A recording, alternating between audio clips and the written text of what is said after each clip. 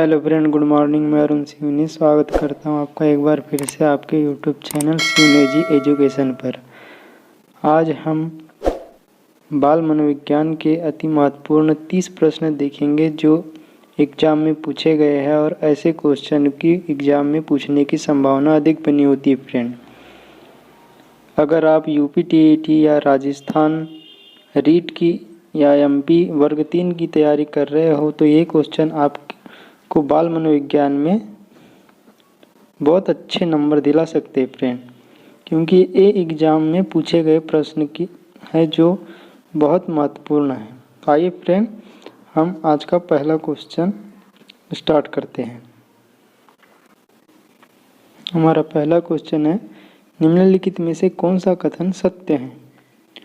वृद्धि केवल एक मानसिक प्रक्रिया है। नहीं फ्रेंड, वृद्धि केवल मानसिक प्रक्रिया नहीं है। आनुवांशिकता अधिगम प्रक्रिया को प्रभावित नहीं करती। ये गलत है फ्रेंड, आनुवांशिकता अधिगम प्रक्रिया को प्रभावित करती है। विकास एक मात्रात्मक प्रक्रिया है, ये भी गलत है फ्रेंड। अधिगम व्यवहारिक परिवर्तन की प्रक्रिया है।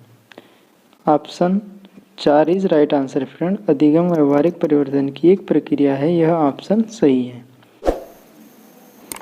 हमारा अगला प्रश्न है फ्रेंड, मूल मिनेसोटा मल्टीफेसिक पर्सनालिटी इन्वेंटरी MMPI में कितने नैदानिक पैमाने थे? 9, 11, 10 या 12? इसका राइट आंसर है friend option 3, 10। Minnesota multiphasic personality inventory में 10 नैदानिक पैमाने थे फ्रेंड। अगला प्रश्न है, कौन सा एक शिक्षण का मनोवैज्ञानिक सिद्धांत नहीं है जो ज्ञात से अज्ञात की ओर बढ़ता है? ये शिक्षण का मनोवैज्ञानिक सिद्धांत है फ्रेंड।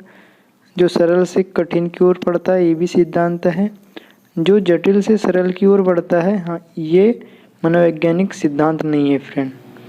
जबकि अगला ऑप्शन जो स्थूल से सूक्ष्म की ओर बढ़ता है, ये भी शिक्षण का मनोवैज्ञानिक सिद्धांत है। इसलिए इस क्वेश्चन का राइट आंसर हो जाएगा ऑप्शन 3, जो जटिल से सरल की ओर बढ़ता है, शिक्षण का मनोवैज्ञानिक सिद्धांत नहीं है। अगला प्रश्न है फ्रेंड, समावेशी शिक्षा वर्तमान में खालिस्तान आधारित दृष्टिकोण के आधार पर शिक्षा की एक रणनीति है।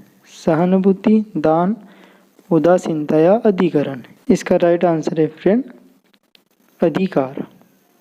Option 4 is right answer. अगला प्रश्न है फ्रेंड, लिंग स्कीमा जेंडर स्कीमा सिद्धांत खालिस्तान के द्वारा प्रस्तुत किया गया था। ऑप्शन है जीन पियाजे, कोहलबर्ग, एरिक्सन या सांड्रा बेक? इसका राइट आंसर है फ्रेंड ऑप्शन 4, सांड्रा बेम। लिंग स्कीमा जेंडर स्कीमा सिद्धांत सांड्रा बेम के द्वारा प्रस्तुत किया गया था। अगला प्रश्न है फ्रेंड, वाइगोत्स्की के सिद्धांत के अनुसार सामाजिक अधिगम के समर्थन करने के लिए सबसे उपयुक्त निर्देशन खालिस्तान है। ऑप्शन है फ्रेंड पाठ्यक्रम, छात्र कार्य पर एक साथ काम करते हैं, छात्रों के व्यक्तिगत कार्य या पारंपरिक शिक्षण? इसका राइट आंसर है फ्रेंड ऑप्शन 2, छात्र कार्य पर एक साथ काम करते हैं। अगला प्रश्न है फ्रेंड, ऐसे परीक्षण क्या कहलाते हैं जो भाषा आधारित तर्क तरतीब पर निर्भर करते हैं? परिशुद्धता परीक्षण, सांस्कृतिक अनुकूल परीक्षण, मौखिक परीक्षण या सांकेतिक परीक्षण? इसका राइट आंसर है फ्रेंड मौखिक परीक्षण। ऐसे परीक्षण मौखिक परीक्षण कहलाते हैं जो भाषा आधारित तर्क शक्ति पर निर्भर करते हैं। अगला प्रश्न है फ्रेंड, व्यक्तित्व के किस पहलू से बच्चे के आउटगोइंग निर्गामी होने की संभावना बढ़ जाती है? बहिर्मुखिता, अंतर्मुखता, सामाजिकरण या स्नायु विकृति? इसका राइट आंसर है फ्रेंड ऑप्शन ए, बहिर्मुखता। बहिर्मुखता पहलू से बच्चे के आउटगोइंग निर्गामी होने की संभावना बढ़ जाती है फ्रेंड। हमारा अगला प्रश्न है फ्रेंड, सामाजिक अधिगम के बंडूरा के 4 सिद्धांत इस प्रकार हैं। मेटाकॉग्निशन ध्यान जुड़ाव प्रेरणा, प्रतिधारणा अनुभूति ध्यान या प्रेरणा, ध्यान प्रतिधारणा प्रजनन या प्रेरणा, ध्यान जुड़ाव सहयोग या प्रेरणा। हमें ये बताना है फ्रेंड बंडूरा के 4 सिद्धांत में क्रमशः कौन सा सिद्धांत पहले पर है। तो इसका राइट आंसर है फ्रेंड ऑप्शन 3। पहले बंडूरा के 4 सिद्धांत में पहले पर आता है ध्यान, फिर है प्रतिधारणा, फिर है प्रजनन, फिर है प्रेरणा। अगला प्रश्न है फ्रेंड, किशोर अपनी स्वयं की छवि बनाते हैं और अपने स्वयं के विचारों को एकीकृत करते हैं कि वे किस तरह संदर्भित होना चाहते हैं। यह कहलाता है संकट, अहमपन, अहम, आदर्श या अहम। इसका राइट आंसर है फ्रेंड अहम पहचान। अहम पहचान ऑप्शन 2 इज राइट आंसर। अगला प्रश्न है फ्रेंड, भावना की अभिव्यक्ति को नियंत्रित करना बच्चा किस आयु में सीखता है। किशोरावस्था में, जन्म से 2 वर्ष तक, पश्च बाल्यावस्था या प्रारंभिक बाल्यावस्था। इसका राइट आंसर है प्रारंभिक बाल्यावस्था। अगला प्रश्न है, निम्नलिखित में से कौन सा सिद्धांत व्यवहार और संज्ञानात्मक अधिगम सिद्धांत के बीच एक सेतु का काम करता है। मानवतावादी ह्यूमनिस्टिक सिद्धांत, संज्ञानात्मक विकास सिद्धांत, सामाजिक अधिगम सिद्धांत या अस्तित्व सिद्धांत। इसका राइट आंसर है फ्रेंड सामाजिक अधिगम का सिद्धांत। सामाजिक अधिगम सिद्धांत अल्बर्ट बंडूरा ने दिया था। अगला प्रश्न है फ्रेंड, इनमें से कौन सा कथन योग्यता और क्षमता के संबंध में सत्य है। ऑप्शन है, कुछ करने के लिए योग्यता एक जन्मजात संभावना कार्यक्षमता है। योग्यता एक विकसित ज्ञान है। क्षमता एक योग्यता का एक हिस्सा है। कुछ करने के लिए क्षमता एक जन्मजात संभावना कार्यक्षमता है। इसका राइट आंसर है फ्रेंड ऑप्शन ए, कुछ करने के लिए योग्यता एक जन्मजात संभावना कार्यक्षमता है।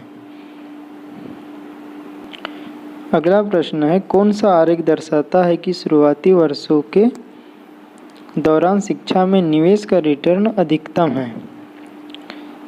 हेकमैन, विस्कॉन्सिन, हर्लॉक, योवंता। इसका राइट आंसर है friend Heckman. Option A is right answer. अगला प्रश्न है फ्रेंड, किसने आईक्यू बुद्धि उपलब्धता पद को प्रतिपादित किया है।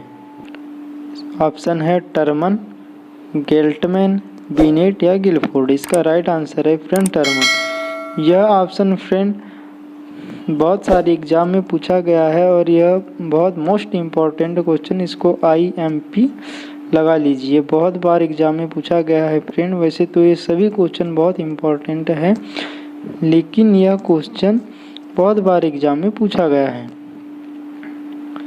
हमारा अगला प्रश्न है फ्रेंड, वह मनोवैज्ञानिक जिसने पता लगाया कि बच्चों के वास्तविकता की धारणा वयस्कों से नहीं सीखी जाती लेकिन इसका निर्माण किया जाता है, वे है जीन पियाजे, BF स्किनर, अर्नाल्ड गेसेल या हावर्ड गार्डनर। इसका राइट आंसर है फ्रेंड जीन पियाजे। जीन पियाजे ऑप्शन ए का राइट आंसर। तो जीन पियाजे ने जो मनोवैज्ञानिक के सिद्धांत दिए है, विकासात्मक मनोवैज्ञानिक का सिद्धांत और संज्ञानात्मक सिद्धांत जीन पियाजे ने दिया है। BF स्किनर ने क्रिया प्रसूत अनुबंधन का सिद्धांत, सक्रिय अनुबंधन का सिद्धांत BF स्किनर ने दिया है फ्रेंड। हावर्ड गार्डनर ने बहुबुद्धि का सिद्धांत हावर्ड गार्डनर ने दिया है। हमारा अगला प्रश्न है फ्रेंड, किस अवस्था में बच्चे तर्क करना शुरू करते हैं। किशोरावस्था, उत्तर बाल्यावस्था, शिशुअवस्था या पूर्व बाल्यावस्था। इसका राइट आंसर है फ्रेंड उत्तर बाल्यावस्था। उत्तर बाल्यावस्था में बच्चा तर्क करना प्रारंभ कर देता है। इससे ही मिलता जुलता एक क्वेश्चन ऊपर था फ्रेंड कि बच्चों में भावनाओं की प्रवृत्ति किस अवस्था में प्रारंभ हो जाती है। उसका राइट आंसर था फ्रेंड कि प्रारंभिक बाल्यावस्था में बच्चों में भावनाओं की अभिव्यक्ति प्रारंभ हो जाती है। अगला प्रश्न है फ्रेंड, कक्षा में विविधता पर विचार करते समय शिक्षक को समूह के दृष्टिकोण के बजाय एक खालिस्तान के दृष्टिकोण को ध्यान में रखना चाहिए। तो वो हमें बताना है फ्रेंड कि शिक्षक को विचार करते समय किस दृष्टिकोण में को ध्यान में रखते हुए विचार करना चाहिए। समूह कारक, अभिमत, छात्र या व्यक्तिगत। इसका राइट आंसर है फ्रेंड ऑप्शन 4 व्यक्तिगत। शिक्षक को समूह के दृष्टिकोण के बजाय व्यक्तिगत दृष्टिकोण पर ध्यान केंद्रित करते हुए विविधता पर विचार करना चाहिए फ्रेंड। अगला प्रश्न है फ्रेंड, निम्नलिखित में से क्या संकेतन मेटाकॉग्निशन का एक पहलू नहीं है? संकेतन के पहलू कौन सा नहीं है वो बताना है हमें फ्रेंड। ऑप्शन है चेतना में लाना, संज्ञानात्मक रणनीतियों को संशोधित करना, संज्ञानात्मक रणनीतियों की योजना बनाना या संज्ञानात्मक रणनीतियों की निगरानी करना। इसका राइट आंसर है फ्रेंड ऑप्शन ए चेतना में लाना। चेतना में लाना संकेतन मेटाकॉग्निशन का एक पहलू नहीं है, जबकि संकेतन के 3 पहलू है फ्रेंड। संज्ञानात्मक रणनीतियों को संशोधित करना, संज्ञानात्मक रणनीतियों की योजना बनाना, संज्ञानात्मक रणनीतियों की निगरानी लाना, ये संकेतन मेटाकॉग्निशन के पहलू है, जबकि चेतना में लाना संकेतन का पहलू नहीं है फ्रेंड। हमारा अगला प्रश्न है, निम्नलिखित में से शिक्षण प्रक्रिया के बारे में क्या सत्य नहीं है? शिक्षण एक उद्देश्य के साथ अधिगम की प्रक्रिया है। हाँ सही है फ्रेंड। शिक्षण में अधिगम की पूरी प्रक्रिया नहीं होती, ये भी सही है फ्रेंड। शिक्षण के लिए औपचारिक बुनियाद की आवश्यकता नहीं है, ये गलत है फ्रेंड। इसके लिए हमारा राइट आंसर यही हो जाएगा, ऑप्शन 3 इज राइट आंसर। हमारा 21वां प्रश्न है फ्रेंड कि निम्नलिखित में से क्या विचार विमर्श प्रक्रिया के लिए लागू नहीं होता है? असामान्य विचारों का सृजन लागू होता है फ्रेंड। नए के साथ आने के लिए विभिन्न विचारों का जोड़ना, ये भी लागू होता है फ्रेंड। गुणवत्ता की तुलना मात्रा अधिक महत्वपूर्ण है, ये भी लागू है फ्रेंड। लेकिन ये जो विचारों की आलोचना है, विचारों की आलोचना ये लागू नहीं है फ्रेंड। विचार विमर्श प्रक्रिया के लिए विचारों की आलोचना की आवश्यकता नहीं होती फ्रेंड। अगला क्वेश्चन है फ्रेंड, मार्टिन और हेलवर्सन के अनुसार जब छोटे बच्चों ने लिंग के असंगत व्यवहार का अवलोकन किया तो उनमें यह प्रवृत्ति थी। स्मृति की विकृति, एक सटीक स्मृति, व्यवहार की अस्वीकृति या व्यवहार की नकल। इसका राइट आंसर है फ्रेंड ऑप्शन ए स्मृति की विकृति। जब मार्टिन और हेलवर्सन ने छोटे बच्चों के लिंग के असंगत व्यवहार का परिवर्तन किया तो उनमें स्मृति की विकृति की प्रकृति पाई गई थी फ्रेंड। अगला प्रश्न है फ्रेंड, एनोरेक्सिया नर्वोजा से ग्रसित बच्चों को विशिष्ट रूप से क्या समस्या होती है? आवेग नियंत्रण के साथ समस्या, शरीर प्रतिमा के साथ समस्या, कम शारीरिक व्यायाम या अत्यधिक भोजन करना। इसका राइट आंसर है फ्रेंड शरीर प्रतिमा के साथ समस्या है। एनोरेक्सिया नर्वोजा से ग्रसित बच्चों के साथ शरीर प्रतिमा साथ समस्या होती है फ्रेंड। हमारा अगला प्रश्न है फ्रेंड, टैगोर द्वारा एक कहानी को याद रखने में बच्चों की मदद करने की अधिक संभावना क्या है? कहानी का नैतिक, कहानी का आकार, अक्षरों का फॉन्ट या शीर्षक का रंग। इसका राइट आंसर है फ्रेंड कहानी का नैतिक। बच्चों को कहानी याद रखने में बच्चों को मदद करने की अधिक संभावना कहानी का नैतिक है फ्रेंड। अगला प्रश्न है फ्रेंड, सोने से पहले आहार से कैफीन और चीनी को समाप्त करना इसे सुनिश्चित करता है। तनाव में कमी, मांसपेशियों के बेहतर प्रकार्य, अच्छी नींद या पोषक तत्वों का अच्छा अवशोषण। इसका राइट आंसर है फ्रेंड अच्छी नींद। Option 3 is right answer.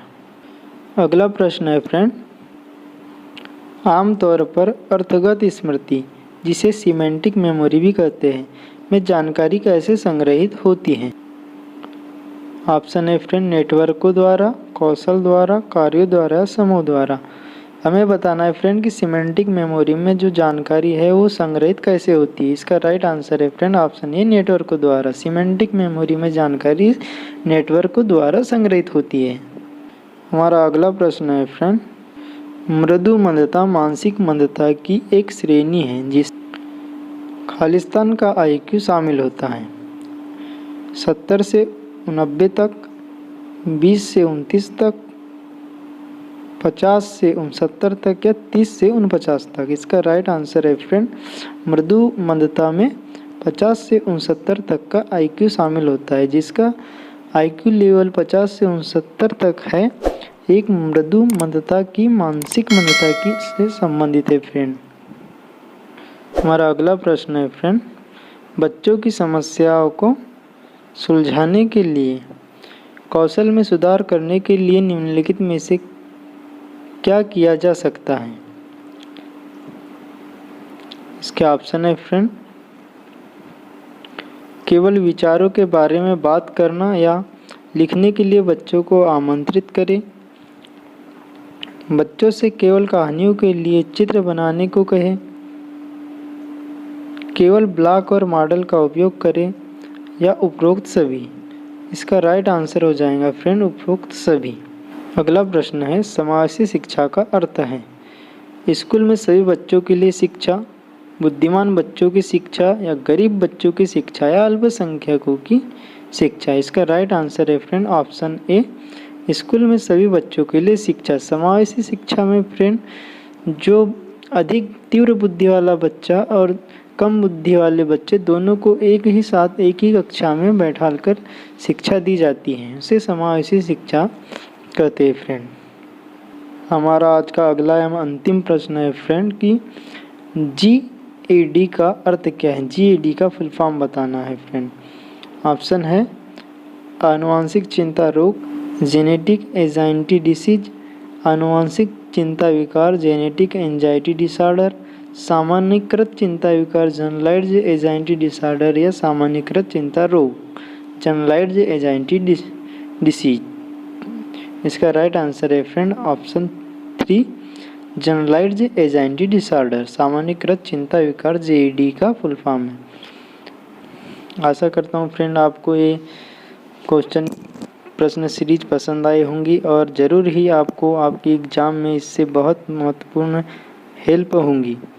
यहाँ के क्वेश्चन बहुत इम्पॉर्टेंट है फ्रेंड, जो कि आपको सीधे सीधे परीक्षा में देखने को मिलेंगे, क्योंकि ये प्रश्न एग्ज़ाम में पूछे गए हैं और अधिक संभावना होती है कि ऐसे क्वेश्चन को पूछा जाता है।